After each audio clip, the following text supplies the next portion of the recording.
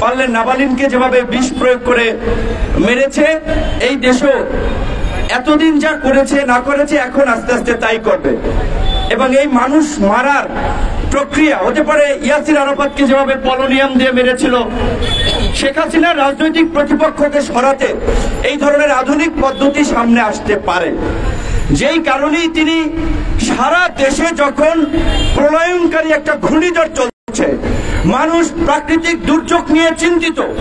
ইতিমধ্যেই আমরা দেখেছি উপকূলবর্তী প্রায় 10টি জেলার 30 লক্ষ মানুষ ভুক্তভোগী হয়েছে, পানিবন্দী হয়েছে। এই যে বিনা ভোটের চোর এমপিরা রাষ্ট্রীয় বরাদ্দ থেকে কাজ না করে লুটপাট করে যে বেড়িবাঁধগুলো নির্মাণ করে, প্রতি বছর বেড়িবাঁধ ভেঙে যায়। এই বেড়িবাঁধ ভাঙার ফলে এই যে ভুক্তভোগী মানুষেরা অনাহারে অর্ধাহারে দিন কাটছে, একটা অমানবিক পরিস্থিতির সৃষ্টি হয়েছে। আজকে বিবিসির রিপোর্টে বলেছে গত 20 বছরে এই ধরনের প্রলয়ঙ্কারী, এই ধরনের দীর্ঘস্থায়ী ঘূর্ণিঝড় হয় নাই। সেই সময়ে রাজনীতিতে ঝড় উঠাই দিয়েছেন প্রধানমন্ত্রী। রাষ্ট্রপতি তো একবার পাবনা উঠাইছিল, আপনাদের মনে আছে তো? তার প্রোটোকল অফিসার বলছে স্যার বাইরে ঝড়, সে বলছে আরে বেটা ঝড় তো আমি এখানে বক্তৃতায় উঠাই দিছি। তো রাষ্ট্রপতির পরে এইবার প্রধানমন্ত্রীও রাজনীতিতে ঝড় উঠাই দিচ্ছেন। কি একদিকে দ্রব্যমূল্যের ঊর্ধ্বগতি, রাষ্ট্রের অর্থনৈতিক বিপর্যয়, মানুষের নাবিশ্বাস, প্রাকৃতিক দুর্যোগে অনাহারে অর্ধাহারে মানুষ না খেয়ে আছে। সেই সময় প্রধানমন্ত্রীর লক্ষ্য উদ্দেশ্য হচ্ছে বিএনপির ভারপ্রাপ্ত চেয়ারম্যান তারেক রহমানকে লন্ডন থেকে ফিরিয়ে এনে তিনি বিচারের মুখোমুখি করবেন। অবশ্যই কেউ যদি অপরাধ করে থাকে তার বিচার হতে পারে, কিন্তু সেটা আমরা বিরোধিতা করছি না। কিন্তু প্রধানমন্ত্রী তাদের তো একটা, এবং রাষ্ট্রের যারা টপ পদগুলোতে থাকে তাদের তো একটা সেন্স থাকা দরকার, কোন সময়ে কোন প্রেক্ষাপটে আসলে কোন কথাগুলো বলা দরকার। তো এই কারণে আমি এই কথাটি অ্যাডভান্স বললাম যে ভবিষ্যতে ইয়াসির আরাফাতের মতো না নাবালিনের মতো বিরোধী দলের নেতাদেরকে এই আওয়ামী লীগ এবং এই সরকার হত্যা করে একদলীয় শাসন কায়েম করবে সেটা আমরা জানি না, কিন্তু সেই প্রক্রিয়ার দিকে যে সরকার আগাচ্ছে সেটা আমাদের সামনে পরিষ্কার হচ্ছে। তো কাজী এখন আমাদেরকে সিদ্ধান্ত নিতে হবে যে আমরা কি এদের হাতে মরব নাকি এই দৈত্য দানবকে হটিয়ে জনগণের সরকার প্রতিষ্ঠা করে সব মানুষকে রক্ষা করব। আজকে গতকালকে একটা পত্রিকার রিপোর্ট দেখলাম, পত্রিকার রিপোর্টে প্রকৃত ভয়াবহ চিত্রটা একটু কম উঠে আসে, অনেক ঘাটতি থাকে।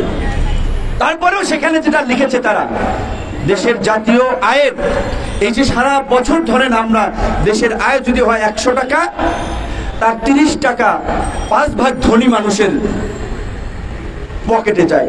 মানে 5 ভাগ ধনী মানুষ পুরো রাষ্ট্রের আয়ের 30% তাদের পকেটে যায়। তো ওই যে ওরা যে জিডিপির হিসাব দেখায়, মাথা পিছু ঋণের হিসাব দেখায়, এই হিসাবের সাথে কৃষক, শ্রমিক, রিক্সাওয়ালা, সাধারণ মানুষ, আমাদের মতো আম জনতা, তাদের জীবনযাত্রার কোনো মিল থাকে না। তারা উন্নয়নের এই গালগপ্প বলেই তারা এই তাদের ফাঁসিবাদকে চাপিয়ে দিয়েছে আমাদের উপরে। এবং আরো কতদিন এই বোঝা বহন করতে হবে, কারণ আমরা যদি না সরাতে পারি তাহলে তো আমাদের এটা ক্যারি করতে হবে।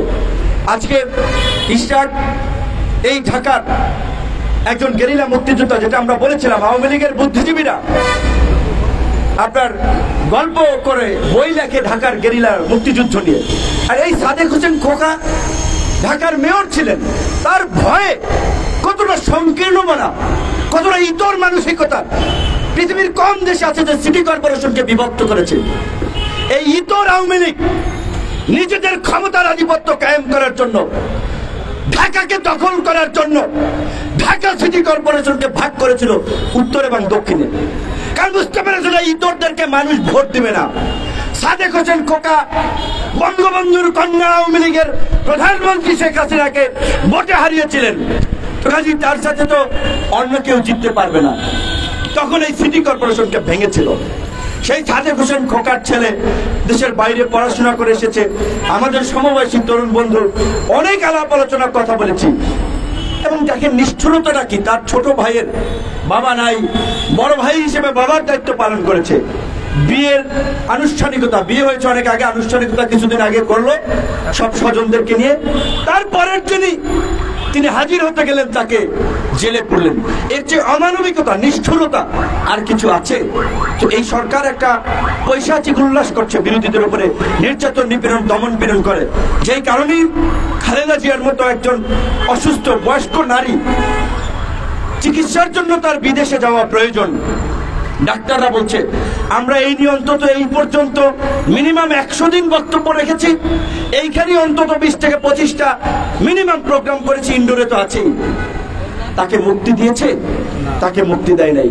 কারণ প্রধানমন্ত্রী জানেন, এই সরকার জানে, তিনি যদি সুস্থ হয়ে রাজপথের আন্দোলনে আসতে পারেন, সেই আন্দোলনের ঢেউয়ে এই আওয়ামী লীগের তক্তটাও সরে যাবে। সেই কারণে তাকে মুক্তি দেওয়া হচ্ছে না।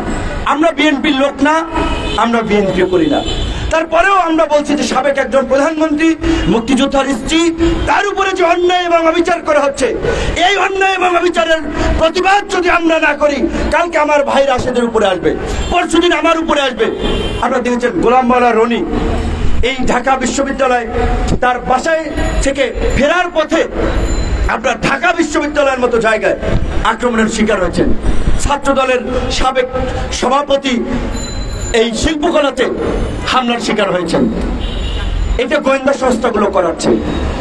এই আজিজ এবং বেনজিরদের মতো কুলাঙ্গাররা যারা এই গোয়েন্দা সংস্থা এবং এজেন্সিগুলো পরিচালনা করছে, দায়িত্ব আছে, এই শয়তানগুলো এই বিরোধী দলের নেতা কর্মীদের মনে ভয় ঢুকাতে এই হামলাগুলো করাচ্ছে, যাতে বিরোধী দলের নেতা কর্মীরা কথাবার্তা কম বলে, মানুষকে উত্তেজিত কম করে, আন্দোলনমুখী কম থাকে।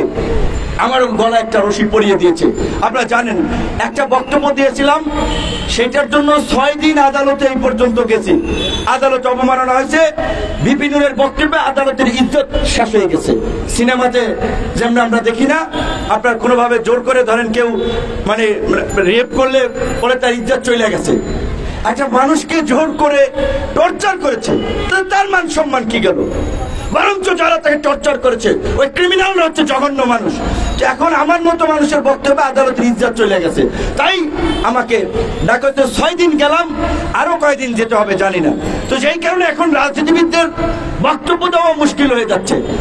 ওবায়দুল কাদের বলেছে যে সরকার কাউকে ছাড় দেয় না আজিজ এবং বেনজির ইস্যুতে।